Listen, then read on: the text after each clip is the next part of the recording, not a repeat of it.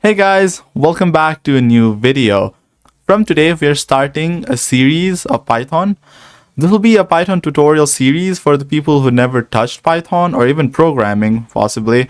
And by the end of this course, you'll have a solid foundation in Python programming. Before we get started, I want to actually give a shout out to Coden, which is our website.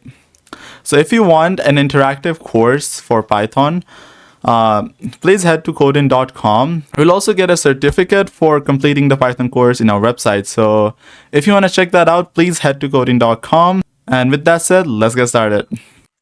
Before we start coding, I want to talk about a few things for why you should learn Python. Python is currently one of the most popular programming languages all over the world. Because of its versatility and flexibility, it can be used almost every single field in the world. We are talking about places like web development, data science, and current trendy topic, AI. Another good aspect of Python is that it has simple syntax, so it's very beginner friendly. Because of its built-in libraries, it is extremely easy compared to other programming languages.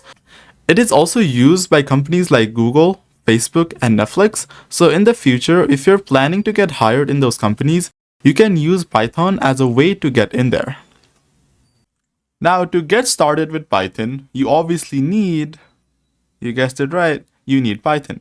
To download Python, you have to go to python.org/download. If you don't want to type this out, a link will also be in the video description. Go to this link, and you'll see a big download button in front of you. Click on that, and it should start downloading.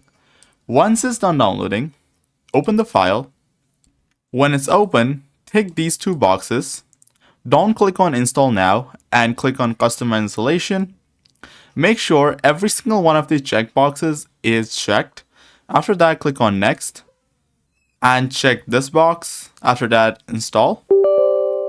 Click on yes. Give it a minute. It might take a while. After it finishes installing, it should say setup was successful. After that, close this. Now, next thing we need is Visual Studio Code or VS Code. To download Visual Studio Code, open your tab and go to code.visualstudio.com/download. Link will also be in the video description. Now here, download according to your operating system. I'm using Windows, so I'll click on here. After that, it should start downloading. Once it's done downloading, open the exe file, and here, just pretend that you have already read the license agreement. I accept the agreement. Click on here, click on next, and make sure every single one of these checkboxes is checked. After that, click on next and install. It should only take a couple of seconds. Now, once it's done, untick this and click on finish. Now, after that, come to desktop and create a new folder. Now, this right here will be our project folder where we'll store all of our Python files. I'll name the folder tutorial just for the video. You can name it whatever you want. Doesn't really matter. After that, if you followed all of my steps correctly, when you right-click the folder, you'll see an option open with code. Click on there, and it will open the folder with VS Code. And in your left side of your screen, right here, you'll see a small button that says New File.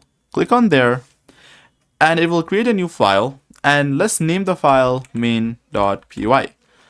What is .py? .py is basically the default file extension for Python. Click enter, and it will create a Python file. Now it'll be blank because you haven't started writing your code. Now we will, don't worry. So let's get started. And the first thing we'll do is to display hello world as every programmer does. So to do that, we'll do print.